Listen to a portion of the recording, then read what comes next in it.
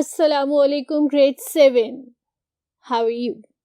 Faiza Nadeem here with your English lessons. And what we are going to do today? ये बताने से पहले मैंने क्या कहना है? मैंने ये कहना है कि I hope all of you are hale and hearty.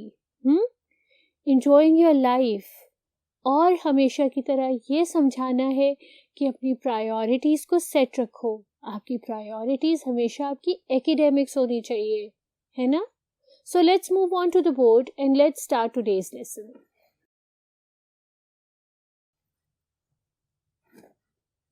What is the board telling you, sweethearts? The board is telling you that you have to take your Oxford Progressive Reader Book 7 out in specific. And the unit that we will do today is Unit 10. The name of this unit is Achievements. Achievements का क्या मतलब होता है? कामयाबियाँ. और ये जो specific comprehension हम इस unit का कर रहे हैं वो है न्यूज़पेपर आर्टिकल्स. ये न्यूज़पेपर आर्टिकल है दो लोगों के बारे में. एक है फौजा सिंह, ठीक है, उनकी भी एशियन नेशनैलिटी है और वो इंग्लैंड में रहते हैं, ठीक है. और दूसरी है सारा फ्रांसिस.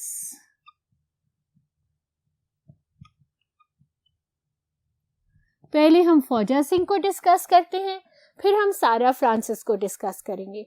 फौजा Singh is a 93-year-old man, ठीक है, who was a marathon runner. और क्या हुआ कि when he was in his 70s उसकी वाइफ की डेथ हो गई. तो अपने आप को इस गम से, इस दुख से निकालने के लिए उन्होंने दोबारा मैराथन रनिंग शुरू कर दी. और कमाल ये किया कि बहुत सारे जवानों को पीछे छोड़ दिया. Even though he is 93 years old, he is still running the marathon. और उसमें से जितना वो कमाते हैं वो चैरिटी में दे देते हैं, कुछ अपने पास नहीं रखते. इनफैक्ट जो लाहौर में मैराथन रनिंग हुई थी उन्होंने उसमें भी पार्टिसिपेट किया था और जितना इनाम उनको उसमें मिला वहाँ से देन एंड देयर उन्होंने वो चैरिटी में दे दिया, क्योंकि वो कहते हैं कि मैं दौड़ता इसलिए हूँ कि दूसरों के लिए इंस्पिरेशन बने. राइट. सारा फ्रांसिस जो है वो 15 years old Pakistani British nationality holder है. इन्होंने क्या किया है? इन्होंने अपने म्यूजिक के जरिए अफगान रेफ्यूजीज जो हैं पाकिस्तान में उनकी आवाज़ को रेज किया है. इनको अवार्ड मिला था जनरल परवेज़ मुशर्रफ के ज़माने में, जनरल परवेज़ मुशर्रफ से. उसके अलावा इन्होंने कायदे आज़म के यूनिटी, फेथ एंड डिसिप्लिन, उन 3 वैल्यूज़ को बहुत हाईलाइट किया है, मैसेज पर पहुंचाया है, ख़ास तौर पे इंग्लैंड में रहने वाले उन पाकिस्तानी बच्चों के लिए जो कि कायदे आज़म के इस मैसेज को भूल चुके थे. तो ये न्यूज़पेपर आर्टिकल्स जो हैं इन 2 ग्रेट पीपल के बारे में है जिन्होंने अपने काम से, अपने एफर्ट से, अपनी फिलेंथ्रपी से, फिलेंथ्रपी क्या होती है? सोशल वर्क, दुनिया को ये मैसेज दिया है कि चाहे आप 90s में हो, चाहे आप अपनी टीन्स में हो, 15, 16, 17 इतने हो, अगर आपका माइंड सेट क्लियर है तो आप लोगों के लिए बीकन ऑफ लाइट बन सकते हैं. ज़रूर पढ़ो ये कॉम्प्रिहेंशंस, ज़रूर इनकी अचीवमेंट्स को डिटेल में थरेली पढ़ो ताकि मालूम हो कि हम भी किसी के लिए इंस्पिरेशन बन सकते हैं, हम भी किसी के लिए मेंटोर बन सकते हैं. अब इन कॉम्प्रिहेंशंस, इन न्यूज़पेपर आर्टिकल्स के बाद जो पहला क्वेश्चन है आपका वो है वोकैबुलरी. और वोकैबुलरी में आपको जो सबसे पहले दिया गया है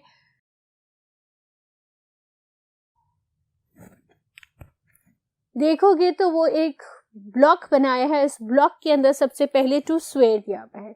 स्वेयर के 2 मायने हैं. एक तो ओथ लेना, जब आप कोर्ट में होते हो और किसी चीज़ की टेस्टिमनी दे रहे होते हो तो आप अपना राइट हैंड होली कुरान के ऊपर रख के स्वेयर करते हो कि what ever I will speak the truth.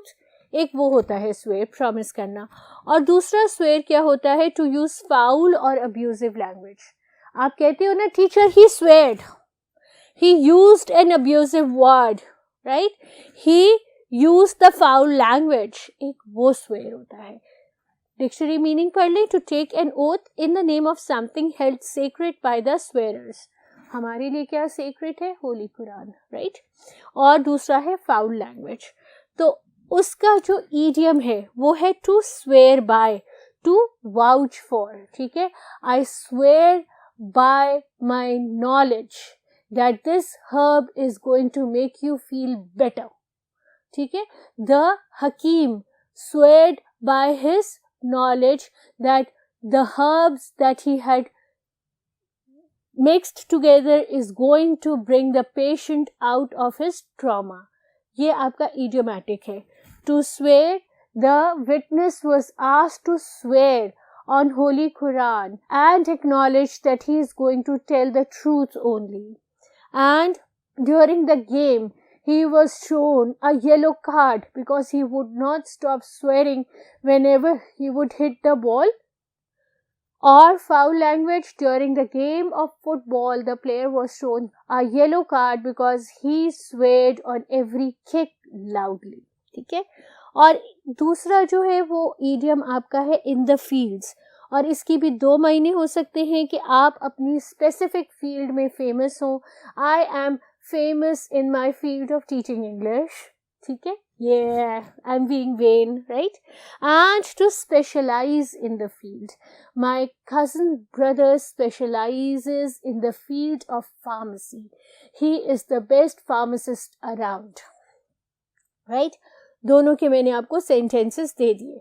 Let's move ahead. उसके बाद है vocabulary. आपसे कहा गया है कि आप ये जो words हैं, phrases हैं, स्पेसिफिक पैराग्राफ्स में दिए हुए, इनकी मीनिंग्स बताएं और सेंटेंस कंस्ट्रक्ट करें. टेक्स्ट ए है फौजा सिंह के बारे में, और टेक्स्ट ए में से वोकैबुलरी ली हुई है ऑन अ हाई, जिसका मतलब है feeling happy and excited. On a high note, फौजा Singh described that he has not entered this field for money. He is here to enjoy, to become a model, to become a mentor for the people to follow him. ठीक है. Sponsorship, cash या in kind फी, आप किसी को पैसे देते हो अपनी प्रोडक्ट को स्पॉन्सर करने के लिए, वो होती है sponsorship. He has excelled in the great game of cricket and so he has been given multiple sponsorship to portray their name on his shirt. Medicinal, substances या plants with healing properties. I have grown the herbs with medicinal values so that I can get the herbal treatment whenever and wherever I want to. अब text भी है आपकी सारा Francis के बारे में. सारा Francis, as the popular name being given to all the Asians in England, is not known as the British Asian. She calls herself proudly as British Pakistani, right? पहला है word आपका plight, dangerous, difficult, unfortunate. It was a plight for the Afghan refugees to escape from their country and to get protection in the neighboring country of Pakistan. Prestigious, having a high status. Sarah Francis has brought a prestigious name to her homeland, Pakistan. Aspirations, home or ambition for or aching for something, ठीक है. I have aspirations to become popular or to become the beneficial member of the society as I will grow up. ये थी आपकी vocabulary. उसके बाद आपके एक question आया है नैनोजेनेरियन और ऑक्टोजेनेरियन के बारे में. कोई चीज़ जिसके 8 पार्ट्स हो, 5, 6, 7, 8, ठीक है, वो ऑक्टोजेनेरियन होती है, और 9 हो तो नैनोजेनेरियन होती है. राइट. कुछ क्वेश्चंस आपसे दिए हुए हैं जिनको आपको आंसर देना है. ये क्वेश्चंस ऑक्टोजेनेरियन के बारे में है. नैनोजेनेरियन टर्मिनोलॉजी उस मैराथन से निकाली गई है जिस मैराथन में फौजा सिंह रन करते थे. ठीक है, 9 कैटेगरीज थी, इसलिए उसको नैनोजेनेरियन कहा जाता था. हम ऑक्टोजेनेरियन से रिलेटेड इन तमाम सवाल के जवाब लिखते हैं. पहला सवाल है, a creature with 8 tentacles which lives in sea. कौन सा क्रीचर समंदर में रहता है जिसके 8 टेंटिकल्स हैं, और हम सबको पता है वो है ऑक्टोपस. ठीक है. 8 साइडेड फिगर को क्या कहते हैं? 8 साइडेड फिगर को हम कहते हैं octagon. Group of 8 people who play a piece of music, अगर 8 लोग किसी उसमें हो, कोयर में हो, ठीक है, तो उन 8 लोगों के ग्रुप को कहते हैं ऑक्टेट, ठीक है। A line of poetry with 8 syllables in it, तो कहते हैं उसको ऑक्टा सिलेबल। एक सवाल रह गया, चलो वो कंप्लीट करें। 8th मंथ रोमन कैलेंडर का, मजे की बात है कि 8th मंथ रोमन कैलेंडर का भी अक्टूबर ही है। हमारा अक्टूबर कौन सा मंथ है? 10th है ना, लेकिन रोमन कैलेंडर का 8th मंथ भी अक्टूबर ही था। अब हम जो कैलेंडर फॉलो कर रहे हैं वो है ग्रिगोरियन कैलेंडर, और ग्रिगोरियन कैलेंडर में अक्टूबर है 10th month, right? Have this clear in your mind. उसके बाद आता है आपका जो टॉपिक, उसमें कहते हैं 80s और 80s और 20s और 20s। अगर आप किसी स्पेसिफिक एरा को डिस्क्राइब करेंगे तो आप उसको कैपिटल ई से लिखेंगे, ठीक है, और आप एक जनरल एज या टाइम बयान करेंगे तो आप उसको स्मॉल ई से लिखेंगे, अगर हम 80s कह रहे हैं। उसी तरह जब हम ये कहेंगे कि she was born in 90s, तो वो 90s में अपोस्ट्रोफी नहीं डलता, 90s लिखा जाता है। ये क्वेश्चन से मैं इनके आंसर्स आपको लिखती हूँ, आपको क्लैरिफाई हो जाएगा। Markie is in her 60s, when was she born? अब 60s है, let's discuss this, like generally हम ये समझते हैं हम 2000 की बात कर रहे हैं, ठीक है। 2000 में वो 60s में थी, तो वो पैदा कब हुई? पीछे चले जाओ, ठीक है, 90s, 80s, 70s, 60s, 50s, 40s। She was born in 40s, ठीक है, तो ये आपका कैपिटल हो जाएगा क्योंकि हम एक स्पेसिफिक डेकेड की बात कर रहे हैं। इसी तरह Richard is in his 20s, when was he born? हम फिर 2000 को एग्जांपल लेते हैं, और वो कब बोर्न हुआ था? He was born in 1980s, तो हम इसको फिर कैपिटल से लिखेंगे क्योंकि हम एक स्पेसिफिक डेकेड की बात कर रहे हैं। Talha is in his 40s, when was he born? अगर वो 2000 में 40s का है तो वो पैदा कब हुआ था? 2000, 1900, ठीक है, 2000, 1900, 1980, 1970, he was born in 70s, ठीक है। Charles Dickens was in his 40s when he died in 1870. When was he born? ठीक है, 1870 में से 40 माइनस कर दे तो क्या आ जाएगा? 1830। तो हम यहां पर लिख देंगे 1830 और S 1830s, right? William Shakespeare was in his 60s when he died in 1616. When was he born? ठीक है, 1616 में से 60 ईयर माइनस कर दें तो ये आ जाता है 0, ये आ जाता है 5 और ये आ जाता है 1550s, ठीक है। अपोस्ट्रोफी नहीं है, देखा मैंने भी वो गलती की, जान के की, ताकि आप इसको हाईलाइट करें और याद रखें। Charlotte Bronte was in her 30s when she died in 1855. When was she born? 5 और 30 निकाल दें, 1820s. She was born in 1820s. Last is your writing task.